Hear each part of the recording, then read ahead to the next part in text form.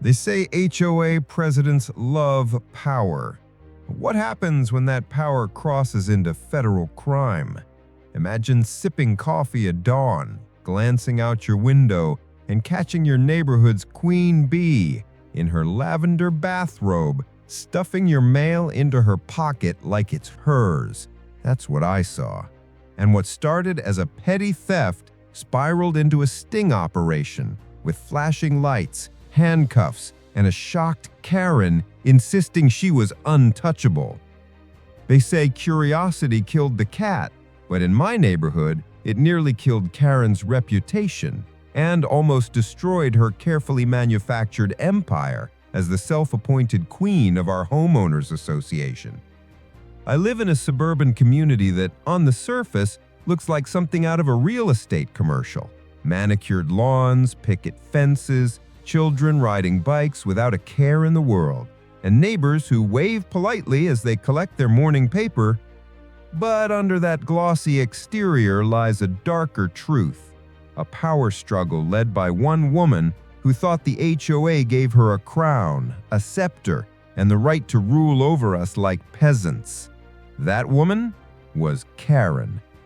Karen wasn't just a member of the HOA board, she was its president, treasurer, and self-declared moral compass. If you left your trash bin out 10 minutes past the scheduled pickup time, you'd find a violation slip taped to your garage door. If your grass grew half an inch too long, she'd snap a photo, email it to the board, and fine you before you could even grab the lawnmower.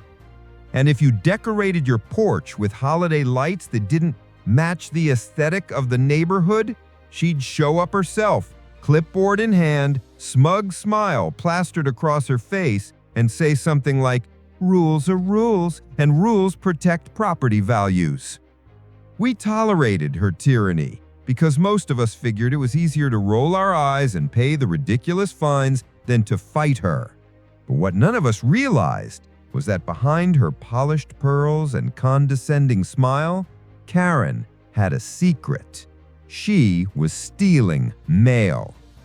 It started small. At first, I noticed a couple of bills arriving late. My electric bill showed up after the due date, costing me a late fee. A birthday card from my sister never arrived. Even the IRS claimed they sent me a form that never showed up in my mailbox. Like most people, I assumed it was just bad luck. Postal service delays, maybe a missed delivery. But after it happened repeatedly, a knot of suspicion tightened in my chest. Something wasn't right. So one morning, I brewed myself a cup of coffee, parked myself by the front window, and waited. The street was quiet. Dew clung to the grass, and the sun was just beginning to paint the horizon with streaks of orange and pink. I almost dozed off when I saw it.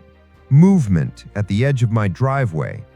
At first, I thought it was a random porch pirate or maybe a teenager cutting across lawns. But then, the figure stepped into view. My jaw dropped. It wasn't a stranger. It was Karen. Lavender bathrobe tied around her waist, slippers dragging against the concrete, hair and curlers bobbing with each step. She strutted right up to my mailbox like she owned it, yanked it open, and pulled out a stack of envelopes. She didn't hesitate, didn't even glance around to see if anyone was watching. She flipped through my mail with practiced ease, tucked a few envelopes under her robe, and casually walked away. I nearly spat out my coffee. This was Karen, the same woman who lectured us about integrity, who fined a neighbor $50 for hanging a garden gnome, and once threatened to sue a family for painting their shutters the wrong shade of blue. And here she was, committing a federal crime before sunrise, like it was part of her morning yoga routine. I wanted to storm outside and confront her, but something stopped me. If she was bold enough to do it once, she'd do it again. And if she'd done it to me, who knew how many of my neighbors she had already targeted?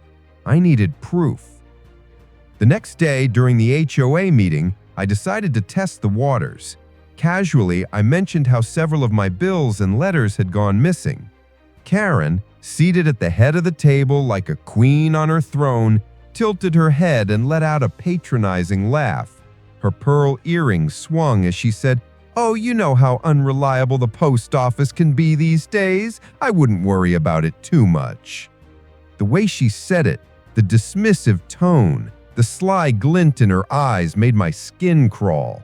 She wasn't laughing at the post office. She was laughing at me. That was the moment I realized this wasn't just a neighborly squabble. This wasn't an HOA issue. This was a federal crime. Tampering with mail is a direct violation of Title 18, Section 17 of the U.S. Code, punishable by fines and up to 5 years in prison.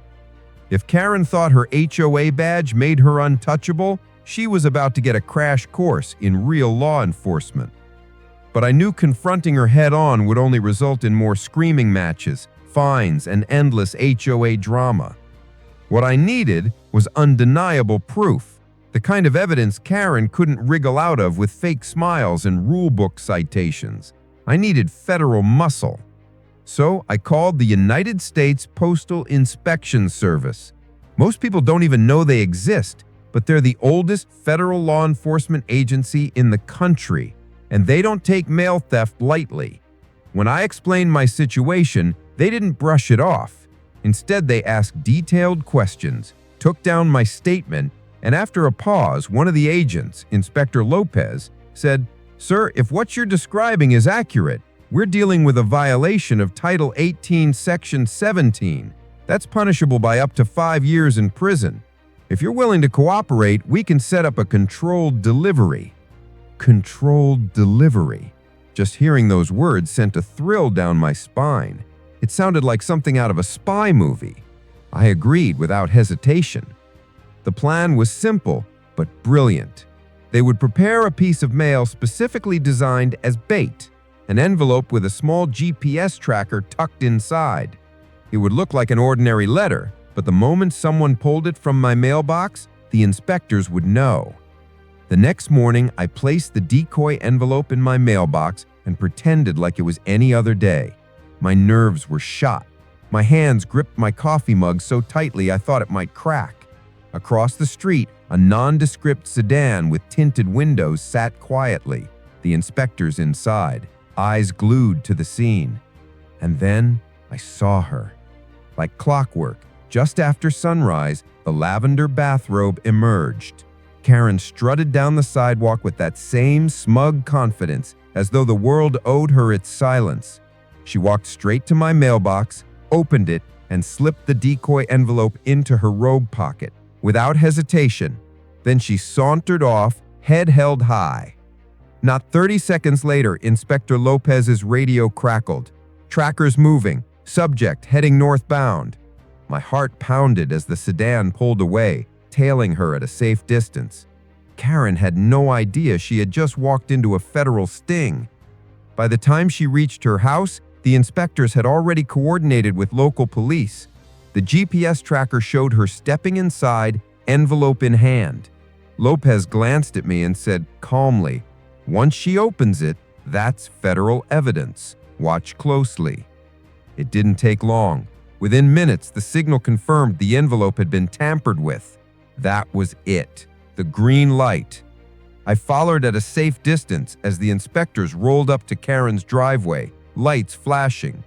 Karen stepped out onto her porch, clutching the envelope like it was a golden ticket. The smug look on her face vanished when she saw Lopez approach, badge out, voice firm. "Ma'am, you are under arrest for theft of United States mail, a violation of Title 18, Section 17. Please place your hands where I can see them." Karen froze, eyes wide.